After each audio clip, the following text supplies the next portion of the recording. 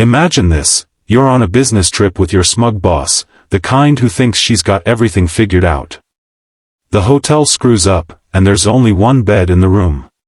She smirks and says, "Only one bed? We're adults." But what if the guy sharing that room is a single dad with a heart full of hidden pain, and his next words make her world flip upside down? Stick around because this story is about to pull at your heartstrings, make you laugh, and leave you inspired. If you're loving heartfelt tales like this, hit that like button right now, it really helps the channel grow, and don't forget to subscribe for more emotional stories that remind us love can show up in the unlikeliest places. Turn on notifications so you never miss an upload. Alright, let's dive in. It was a rainy Thursday evening when Emily Thompson stepped into the lobby of the Grandview Hotel, her heels clicking against the marble floor like impatient drumbeats. At 32, she was the youngest regional manager at Technova Solutions, a title she'd earned through sheer grit and late nights. Her team respected her, but whispers called her the Ice Queen, efficient, unyielding, and always in control. Tonight, she was here for the annual tech conference in Seattle, accompanied by her newest hire, Alex Rivera. Alex was a 35-year-old software engineer, a single dad who joined the company 6 months ago after relocating from Chicago. He was quiet, reliable, and had this way of smiling that made clients trust him instantly. Emily had handpicked him for this trip because his expertise on the new AI project was unmatched. Little did she know, this trip would unravel more than just business deals. The check-in line was long, filled with weary travelers shaking off the downpour. Emily glanced at her phone, firing off emails while Alex stood beside her, scrolling through photos of his 5-year-old daughter, Mia. "She drew this for me before I left," he said softly, showing Emily a crayon sketch of a lopsided house. Emily nodded politely, but her mind was on the presentation tomorrow.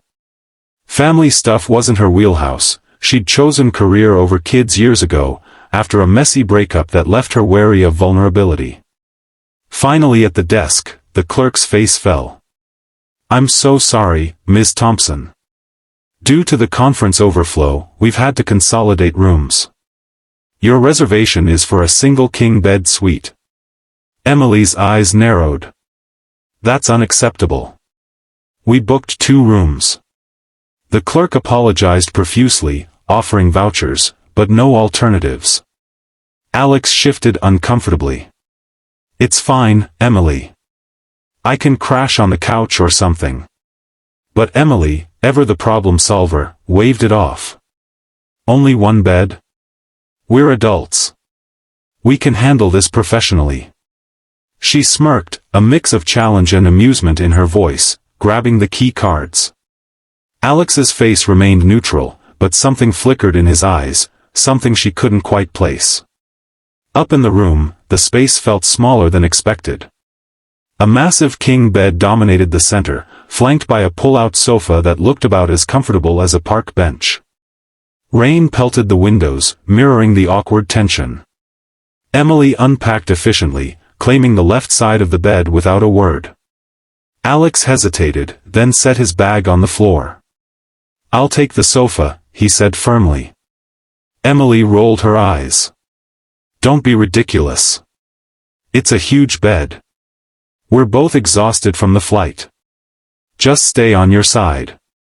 Her tone was light, but inside, she felt a twinge of unease. Sharing a bed with a subordinate? This was uncharted territory for the Ice Queen. As they settled in, Alex pulled out his laptop to review notes, but Emily noticed him glancing at his phone every few minutes. "Everything okay?" she asked, more out of politeness than concern. He sighed, rubbing his temples.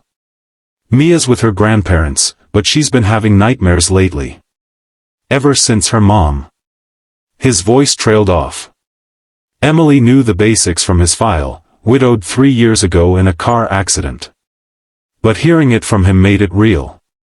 "I'm sorry," she said awkwardly. "That must be tough." Alex nodded. "It is. But Mia's my world. She's the reason I took this job, better schools here, fresh start. Emily felt a pang. Her own life was a series of promotions and empty apartments. Vulnerability wasn't her strength, so she changed the subject to work. Dinner was room service, pasta and salads, eaten while brainstorming the pitch. Laughter crept in as Alex shared a funny client story, his eyes lighting up. Emily found herself relaxing, her smirk softening into genuine smiles. But as night fell, the bed situation loomed. They changed in the bathroom separately, Emily in her silk pajamas, Alex in sweats and a tee. Sliding under the covers, the space between them felt like an ocean. "Good night," she murmured. "Night," he replied. Sleep didn't come easy. The rain drummed on, and Emily tossed, her mind racing. Around 2 a.m., she heard Alex's phone buzz. He answered in a whisper. "Hey, princess. Can't sleep?" Mia's tiny voice echoed through the speaker. "Daddy, the monsters are back." Alex's tone was pure warmth. "Remember what we do? We tell them stories until they get bored and leave." He launched into a tale about a brave little girl and her magic teddy bear, his voice soothing like a lullaby. Emily pretended to sleep, but tears pricked her eyes. This man, this single dad, carried so much love amid his grief. It stirred something in her, a longing she'd buried deep. The next morning, over coffee, Emily tried to play it cool. "Heard you last night. Cute kid." Alex blushed slightly. "Sorry if I woke you. She calls when she needs me." Emily waved it off. "No big deal. We're adults, right?" But her smirk felt forced now. The conference day was a blur of sessions and networking. Alex shone during their panel, his passion infectious. By evening, exhausted but triumphant, they returned to the room. The one-bed awkwardness returned, but this time, conversation flowed. Alex opened up about losing his wife, Sarah. It was sudden. One day she's there, the next, gone. I had to learn to be mom and dad overnight. Emily shared her own scars, a fiancé who'd left her for someone less ambitious. "I decided love wasn't worth the risk," she admitted. As they lay in bed that night, the barrier between them thinned. A storm raged outside, thunder shaking the windows. Emily jolted awake from a nightmare, her heart pounding. Alex stirred. "You okay?" In the dark, she whispered, "Just bad dreams." He hesitated, then said, "Want to hear a story?" "Works for Mia." She laughed softly. "Sure, why not?" His voice wove a tale of a strong queen who built walls around her heart, only to find a kind knight who helped her see the beauty beyond them. Emily's cheeks warmed. Was this about her? The trip extended due to flight delays, forcing another night. Tensions built, small touches, shared glances. Emily's control slipped. She liked this man, his depth, his kindness. But he was her employee. Challenge 1. Professional boundaries. Resolution? Honesty. Over wine in the room, she confessed, "This is complicated." Alex nodded. "I know. But life's too short for what-ifs." The third night, the air crackled with unspoken words. Emily and Alex sat on the bed's edge, the room service tray forgotten between them. The rain had eased to a gentle patter, but inside, a different storm brewed. Emily's heart raced as she looked at Alex, his eyes reflecting the same mix of caution and desire. "We should talk about this," she said, her voice steadier than she felt. Alex ran a hand through his hair. "Yeah. Emily, you're my boss. And I have Mia to think about. I can't just dive into something reckless." His words stung, but they were honest, relatable in their raw truth. Emily nodded, respecting his priorities. "I get it. But these past days, sharing this space, hearing about your life, it's made me realize how isolated I've been. Building walls to protect myself, but really, just shutting out the good stuff too. Alex's expression softened. Sarah used to say the same about me before we met. I was all work, no play. Then she came along, and everything changed. Losing her broke me, but Mia glued me back together. Stronger, maybe. He paused, then reached for her hand.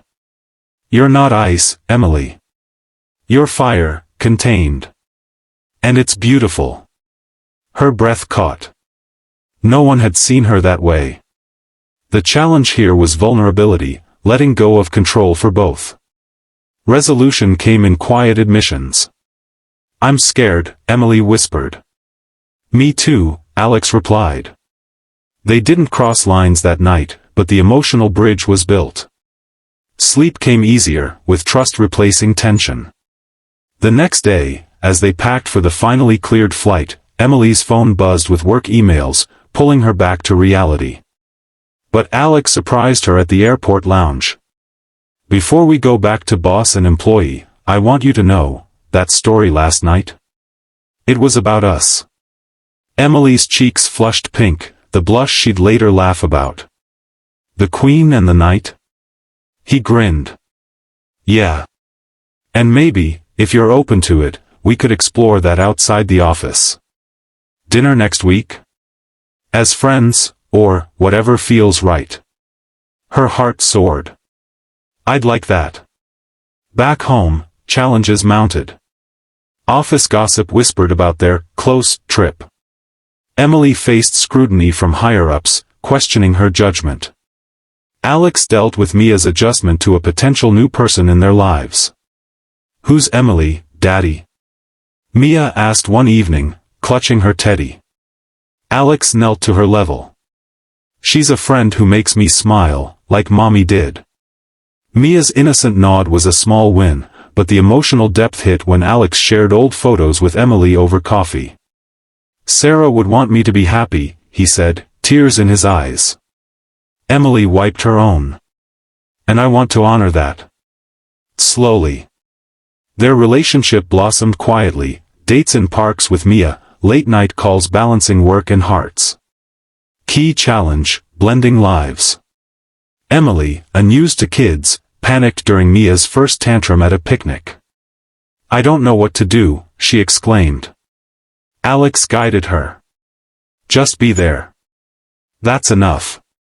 Resolution, patience and growth. Emily read parenting books, joined them for bedtime stories. Alex supported her career, celebrating her promotion. Months later, at a company retreat, ironically, another hotel mix-up, but this time with separate rooms, Emily reflected on their journey. Alex pulled her aside. Remember that first night? Your smirk? She laughed. How could I forget? We're adults. He smirked back. And what I said next? But I'm a dad first, and that means protecting hearts, mine, Mia's, and now yours. Her blush returned, deeper this time. Their story wasn't perfect, grief lingered, work demanded, but love healed. As the credits roll on this tale, remember, life throws curveballs like shared beds and smirks, but it's in facing them with open hearts that we find true connection. Whether you're a single parent rebuilding or a career-driven soul thawing out, know that vulnerability isn't weakness, it's strength. If this story touched you, smash that like button, share it with someone who needs inspiration, and subscribe for more tales of love, loss, and laughter. What's your one-bed moment?